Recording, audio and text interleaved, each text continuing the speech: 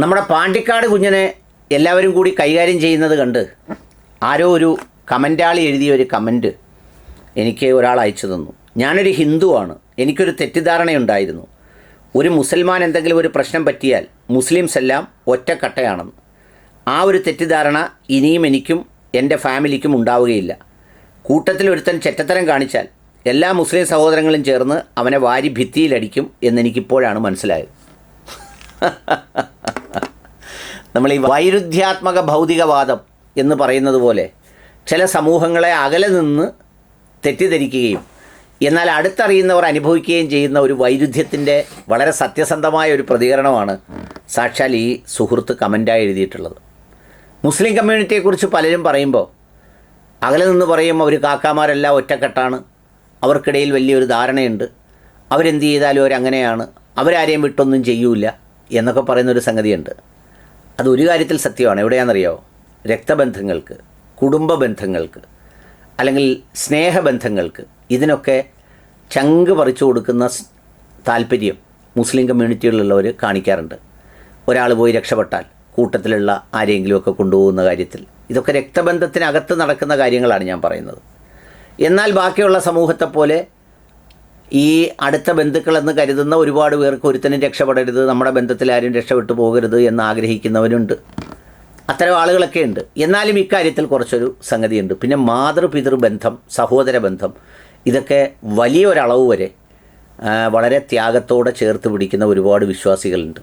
ഇപ്പോൾ ഉദാഹരണത്തിന് ഭാര്യയെ അറിഞ്ഞോ അറിയാതെയോ ആണെങ്കിൽ പോലും സ്വന്തം സഹോദരിക്കൊരു പ്രതിസന്ധി വന്നാൽ അവളെ സഹായിക്കണം, അല്ലെങ്കിൽ അവളുടെ മകളെ സഹായിക്കണം, അല്ലെങ്കിൽ അവളുടെ ഭർത്താവിനെ സഹായിക്കണം, മക്കളെ സഹായിക്കണം എന്നൊക്കെ മനസ്സുള്ള കുറേ വിശ്വാസികൾ, കൂടുതൽ അങ്ങനെ എല്ലാവരും ഒന്നും അല്ലെങ്കിൽ പോലും കുറച്ച് പേരെങ്കിലും ഇതിലുണ്ട് എന്നുള്ളതല്ലാതെ ഈ കമൻറ്റിൽ പറഞ്ഞിരിക്കുന്നത് പോലെ മുസ്ലിം സമൂഹത്തിൽപ്പെട്ടവർക്ക് സവിശേഷമായ ഏതെങ്കിലും തരത്തിലുള്ള ഒരു ഐക്യം ഉണ്ടെന്ന് മാത്രമല്ല, അനൈക്യം തന്നെയാണ് അതിനകത്തുള്ളത് മുഴുവനും.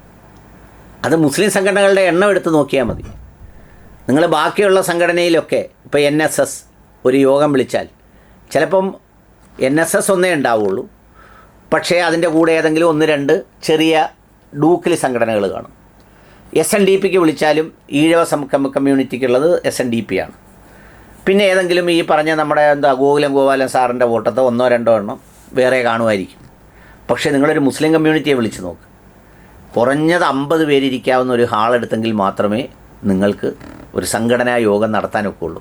എന്ന് മാത്രമല്ല, അതിൻ്റെ ഫ്രണ്ടിലിരിക്കുന്നതിന് പോലും വലിയ തർക്കം വരും. എന്ന് പറഞ്ഞാൽ ചിലപ്പോൾ 100 പേരുള്ള ഒരു സംഘടനയിൽപ്പെട്ട ആൾ വന്നങ്ങ് ഫ്രണ്ടിലിരുന്നാൽ ഈ 50,000 പേരല്ലേ 1,00,000 പേരുണ്ടെന്ന് വിശ്വസിക്കുന്ന സംഘടനയുടെ പ്രസിഡൻറ്റിന് ഈ പുറകിലിരിക്കാൻ ഭയങ്കര മടിയായിരിക്കും. പുള്ളി ചിലപ്പം ഇരിക്കാതെ പൊയ്ക്കളയും ഇറങ്ങി.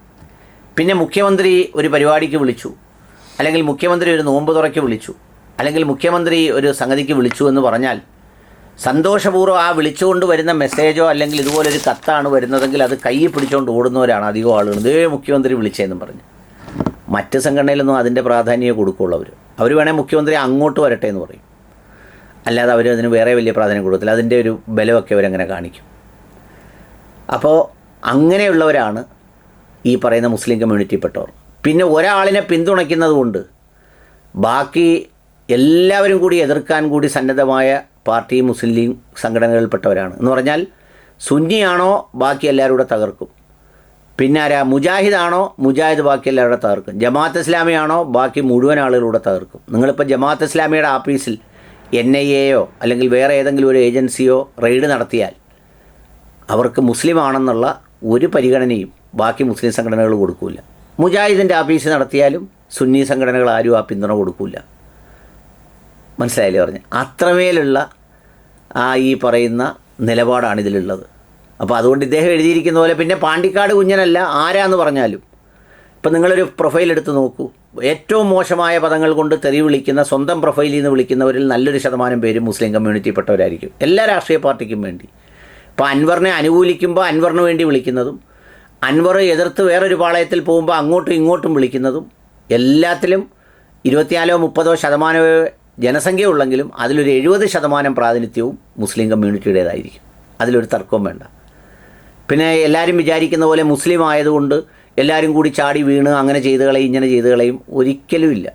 നിങ്ങളിപ്പോൾ ഈ എൻ്റെ യൂട്യൂബ് വീഡിയോകളും അതിൻ്റെ താഴെയുള്ള കമൻറ്റും ഇതിനു മുമ്പുള്ള വീഡിയോകളും ഒക്കെ എടുത്ത് നോക്കിയാൽ എന്നെ മറ്റിതര സമുദായത്തിൽപ്പെട്ടവർ പറഞ്ഞതിനേക്കാൾ കൂടുതൽ തെറിയും ആക്ഷേപങ്ങളും വീഡിയോയും ട്രോളും എല്ലാം പറഞ്ഞിട്ടുള്ളത് മുസ്ലിം കമ്മ്യൂണിറ്റിയിൽപ്പെട്ടവരായിരിക്കും. അപ്പോൾ അതുകൊണ്ട് നിങ്ങൾ പുറത്ത് നിന്ന് നോക്കുമ്പം ഒരു പൂന്തോട്ടമായി തോന്നുന്നെങ്കിലും അടുത്ത് വന്ന് നോക്കിയാൽ ഇത് വ്യത്യസ്തമായ സംഗതികളാണ്. പിന്നെ ഒരുത്തൻ കുഴപ്പം കാണിച്ചാൽ അവനെ പറയുന്നതിന് ഒരു മടിയില്ല. അത് നിങ്ങൾ കണ്ടോളൂ, ഏതെങ്കിലും ഒരു മുസ്ലിയാർ കുഴപ്പം കാണിച്ചു, അവനെ എത്ര വീഡിയോസ് ചെയ്യുന്നതിനും എതിർക്കുന്നതിനും കമൻ്റ് എഴുതുന്നതിനും ഈ കമ്മ്യൂണിറ്റിക്ക് വേറൊരു സംഗതിയില്ല.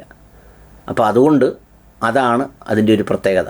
അപ്പോൾ കുഞ്ഞൻ ഈ ഒട്ടിച്ച് പിന്നെ നിറക്കെടുത്ത് ആളുകളെ പറ്റിച്ചതാണെന്ന് ബോധ്യപ്പെട്ടാൽ തലയിൽ കൊണ്ടു നടന്ന കുഞ്ഞനെ താഴെ എടുത്തടിക്കാൻ അതിന് ഒരു ജാതിയുടെയും മതത്തിൻ്റെയും പരിഗണന മുസ്ലിം കമ്മ്യൂണിറ്റിപ്പെട്ടവർ കൊടുക്കില്ല. താങ്കളായി എഴുതിയത് വളരെ ശരിയുമാണത്.